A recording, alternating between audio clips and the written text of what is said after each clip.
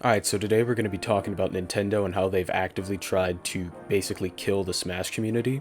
I made a video about the Big House situation where Nintendo issued a cease and desist over the usage of Slippy, which is a code injection that allows Melee to be played online with rollback netcode. I also made a video about the rollback that was introduced a few months ago, if you want to check that out.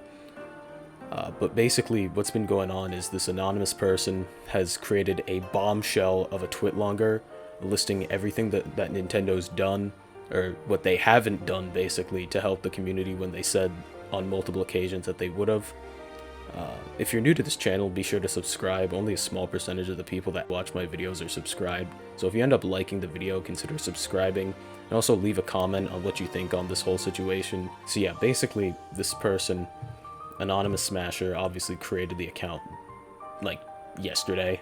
As you can see, how Nintendo has hurt the Smash community. This was written by an informed Smash insider. Please read and share. And he lists all the people that he wants to see this, or she. I don't know who this is, but how Nintendo has hurt the Smash community. And this is the biggest disclaimer. This is the most important part, in my opinion. This was written months prior to Nintendo sending a cease and desist to the Big House. It was not written with that context in mind. This is being released anonymously for obvious reasons.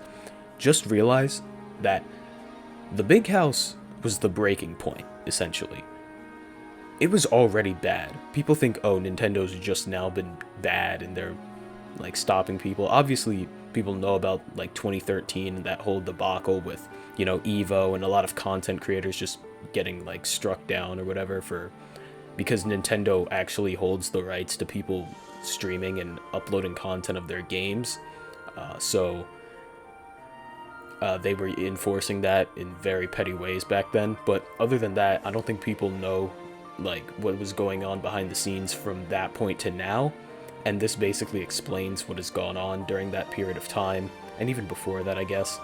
And of course, here is another important part. I also want to point out that what I write below does not just include Melee. Most of what I'm about to describe applies to Smash 4, Ultimate, and even Brawl as well. All Smash scenes have been held back by Nintendo's actions, and this is 100% true, because even though Melee's like the main, I'm not going to say the main Smash game, well, competitively wise, like it's probably like, when you think of competitive Smash, you probably think of Melee, but like the newest, obviously, companies are going to care about the newest game, like ESPN and like Twitch. They're most likely going to care about Ultimate and how that gets streamed and stuff. And back when Smash 4 was popular, how that would be broadcasted. And basically, he goes on talking, or she, once again, how different companies like E-League, HTC, ESL, MLG specifically, like they went on a whole ramble about that. Red Bull, Twitch, all these companies that wanted to actually like invest in Melee, and all they needed was Nintendo's approval, and they just couldn't get it. So, as you can see, E-League talks about the organization that has brought Counter-Strike, Street Fighter, and many other ESPN games to ESPN, had attempted to throw a large event for Smash. In the end, they only got rights to rebroadcast the E3 Ultimate Invitational. My source explained to me that the rebroadcast rights served mostly as a consolation from Nintendo, as Nintendo wasn't cooperating on allowing them to run a more meaningful Smash event. So once again, this is an example of Nintendo. Once again, Nintendo, in a legal sense, is 100% in the right here. They own the rights to who can stream their games and such. So yeah, in a legal sense, if we tried to go to court over this, we would lose. I don't think people should be making that argument. I know a lot of people try to say, oh, well, like, fair use or whatever. I don't know how that would work. I'm not a lawyer, but I'm pretty sure Nintendo, like, they hold the rights to who can stream the games.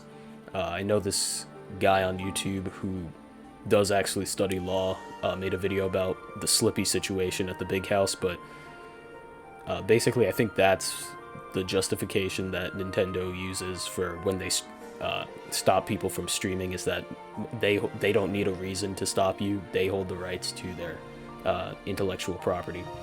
But like HTC had a successful capped one-day event ran by HTC Esports. They had an interest in running a Smash circuit with more money than we had ever seen in Smash. However, because an official Nintendo Twitch circuit was just about finalized, HTC was asked to instead aim to sponsor the main circuit rather than run a competing circuit, which makes sense.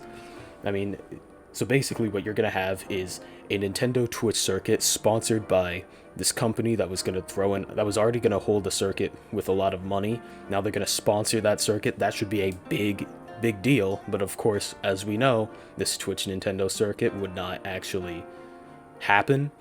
And once again, this is what we mean by, oh, Nintendo, they say that they care, but they don't. And this is evidence. We have evidence of them not caring. They don't have evidence of them caring. They're just lying to us when they say that.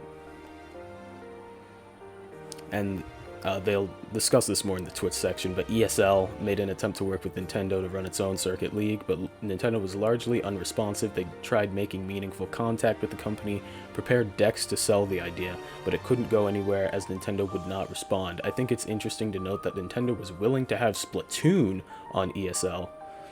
To me, this shows that Nintendo will support scenes that don't thrive on their own, like Splatoon and ARMS, but won't touch Smash because they can hang back and reap the benefits that we create as a grassroots community, essentially letting us do all the work while doing nothing to help us get bigger. So once again, in a sense, they actually do care about us. They care that we exist, but they're not going to invest anything into us. They just want to reap the benefits of us, invite our players to E3 and these big broadcasts, that voice crack, and these big broadcasts of the game and releases, like when Smash Ultimate came out, they flew out like Redacted, MKLeo, Mango, like all these guys to play the game.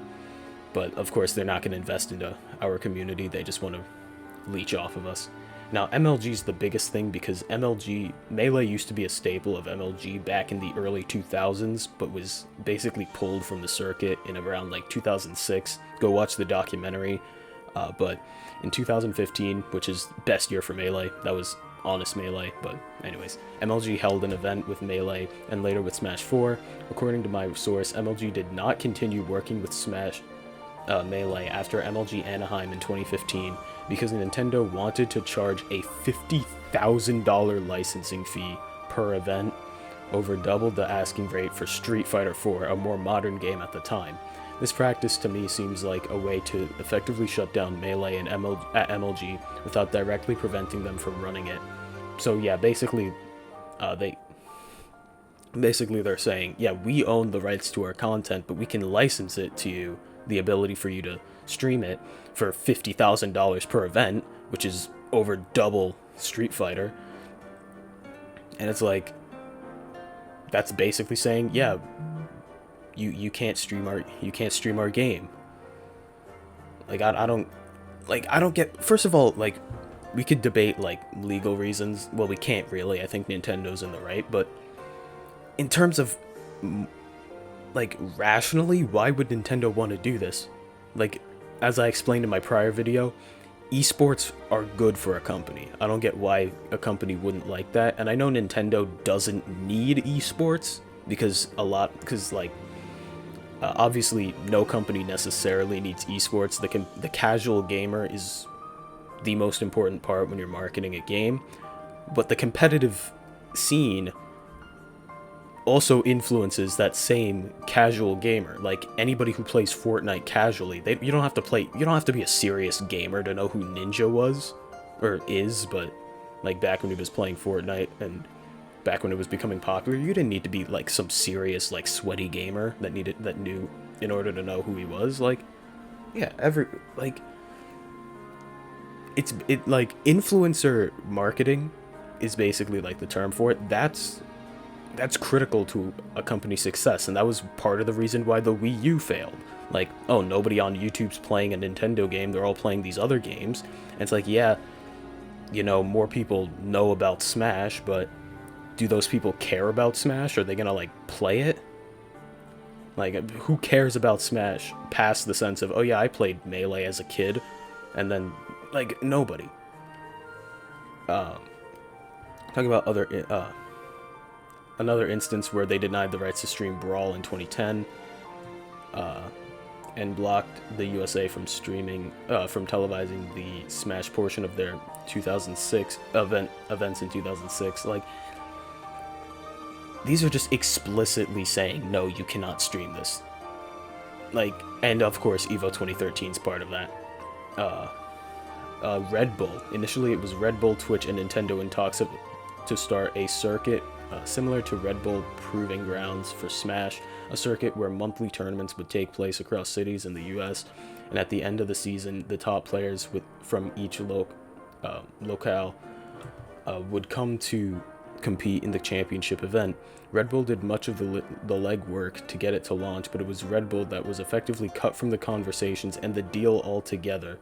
So it's like, Nintendo, all you have to do is say yes. That's it. You don't have to do anything else. You just have to say yes.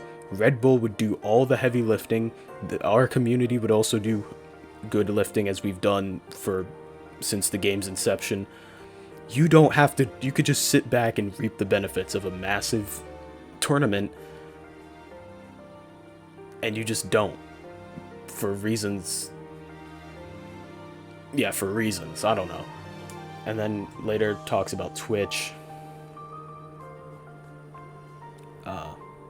Twitch, and of course, as we just mentioned, Red Bull, had been in negotiations with Nintendo to run a sanctioned circuit for Smash, including Smash 4 and Melee, starting around 2015. Twitch was fronting the cost of this deal with a budget in the millions per year, while Nintendo would own the League brand despite their lack of financial contribution.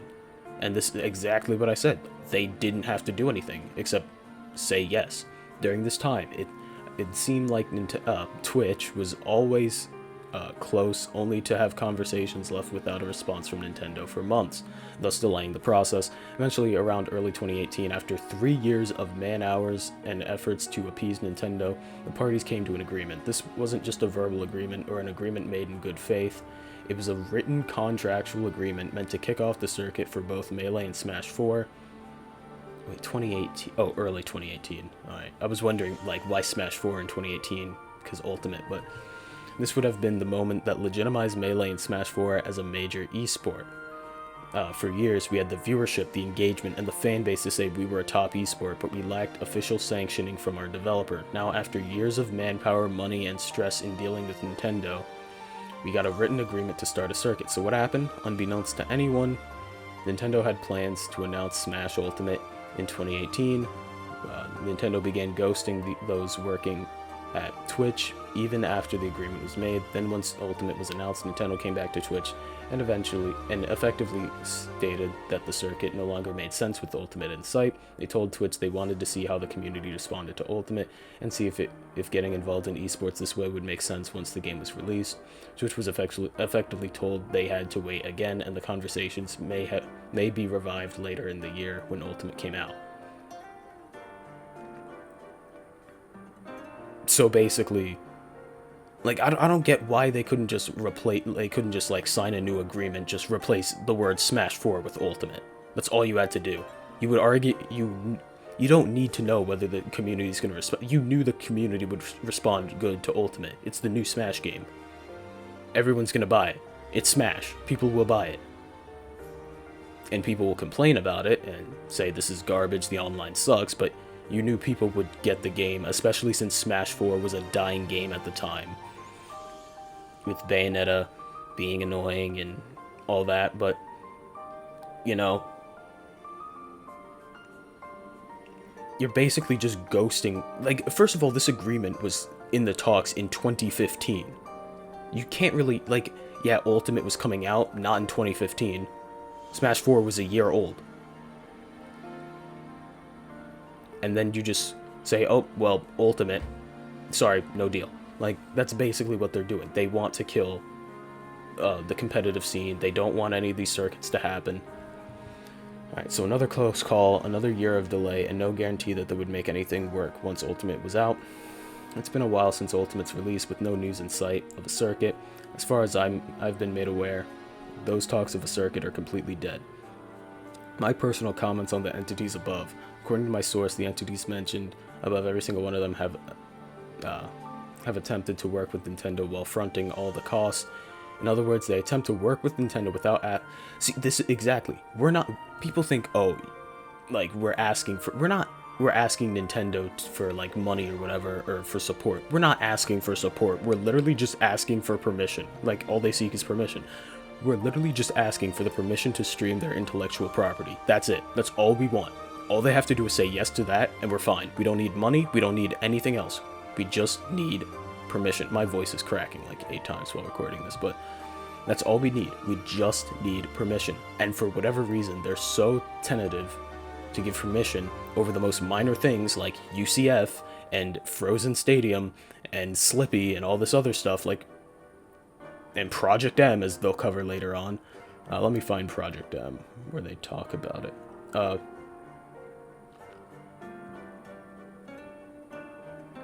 Alright, Project M/Project Plus. There was no cease and desist, which I'm not sure if that's true. I think I saw something on Twitter of one of the makers of Project M showing like some email. There was no cease and desist. What happened is that Nintendo essentially stated to people within our scene that our community support of PM was what was preventing them from working with us. So naturally, eager TOs and streamers saw an opportunity to work with Nintendo and contribute to the successful start of a Nintendo Smash circuit.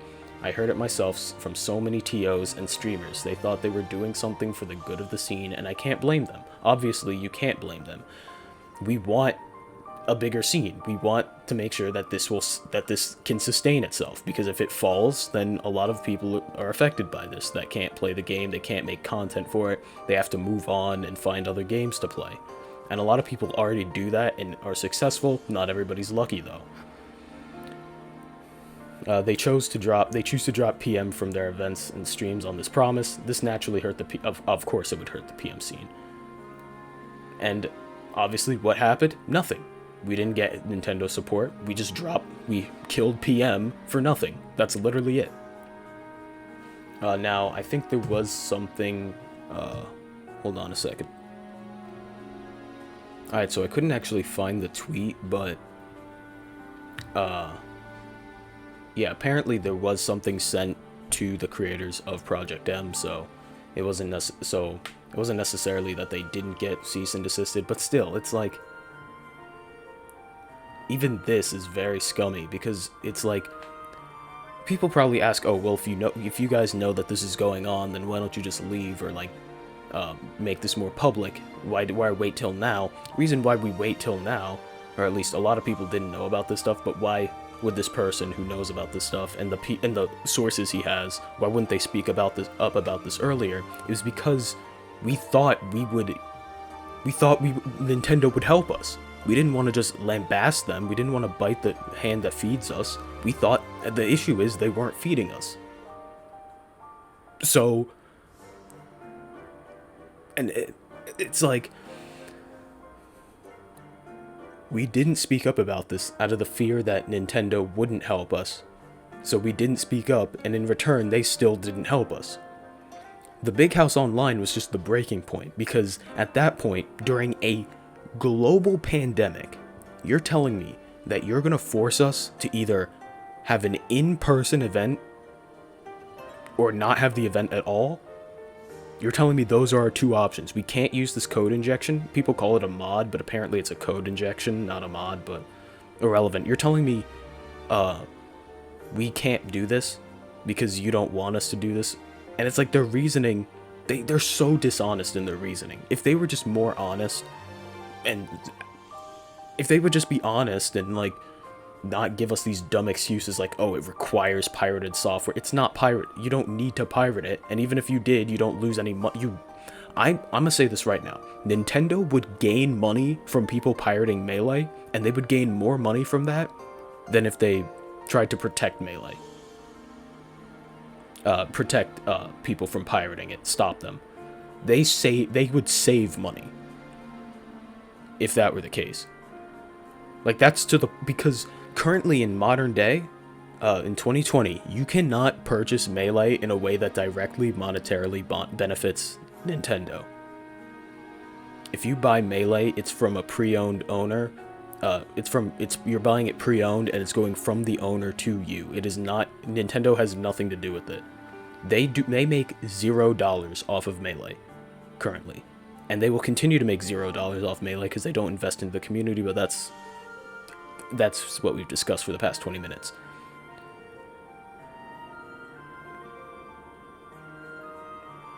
Like, if Nintendo just gave us a better excuse or something, which I don't think they could, but then maybe we listen to them or understand. But when they tell us we can't just simply stream an online tournament because they don't approve of a code injection that really doesn't harm Nintendo and doesn't require anything illegal, that's the breaking point. That's when we say, you know what, they don't care about us. In fact, it's not even that they don't care about us, they despise us, and they wish we were all dead. If we all broke our necks falling down the stairs, if we all just fell out of a window, every single man, woman, and child in the Smash community, if we all just instantly collapsed on the floor dead, they would be smiling and dancing. This is what they're telling us by saying, we will block this tournament. That's basically what they're saying. After years of hating us, they're telling us to die. They're telling us, go to this event, get sick, hold an in-person event, get sick, and die. That's what they want. That's what they're telling us. That's literally what they're telling us. And I don't like it at all. And it's like, legally, there's nothing we can do about it, because they're 100% in their legal right to do so. But the thing is, technically, so are other companies. I mean, I don't know the specifics, but technically Epic and Riot Games could do this stuff with League of Legends and Fortnite and yada yada. Even EA, the worst company on planet Earth, understands the importance of esports. Why can't Nintendo? That's all you have to do for us to not despise you, is you're starting this. I want you to realize, Nintendo, they're not watching this, but or at least I want you guys to realize that they started this. Anything that happens, anytime we don't purchase a Nintendo product, anytime we openly lambast them, anytime we just flame them for no reason, it's their fault. They brought it upon themselves. So, yeah, that's just a little rant for the day. Now, as for, like, I touched on this earlier about, like, content creators and influencer marketing. And a lot of these people, you know, they'll just move on and play different games. You think, oh, a lot of people say, oh, well, they don't want people playing Melee anymore. They want people playing Ultimate. Do you just think, first of all, a lot of the people who play Melee already bought Ultimate. You think that banning Slippy is just going to make people buy 3 copies of Ultimate off impulse? Like, you really think that's going to happen? And then secondly, people who don't own Ultimate, if you ban Slippy, they're not going to buy it. They're just going to move on to a different game. They're going to play Apex. They're going to play COD. They're going to play fun games. Not Ultimate, that's terrible, doesn't have properly functioning online. Melee has properly functioning online. You want to know why? Slippy. You ban Slippy, well, there goes Melee. And nobody's going to buy Smash Ultimate. They're going to play Warzone and other games. They're going to play Among Us. These content creators are not going to be playing Smash. Do you wonder why most popular content creators on the internet that are gamers, they don't play Nintendo games? I genuinely wonder why. Maybe it's because you guys Nintendo is just has a chokehold on their IP, and they won't and they just protect it for no reason, for the pettiest reasons. Like, it's just annoying. So yeah, that's one more thing. Like, what does that mean for me specifically in my channel? Because I make Smash content, like guides. Here's the thing: so long as people are still interested and people are still playing the game, I will be releasing guides. But until then, like, this is part of the reason why I want to diversify my content past Smash, because it's like Nintendo is actively trying to kill this community, and I don't want to go down with it. I want to be able to move. I want to be able to move when that time happens, when the community just kind of goes away. So yeah, that's why I've been uploading a lot of different videos outside of just the beginner Melee guides, which you guys should definitely check out if you haven't seen it already. But yeah, so that was just a very long rant for the day. Hope you guys enjoyed. Subscribe if you're new to the channel, and I'll see you guys next time.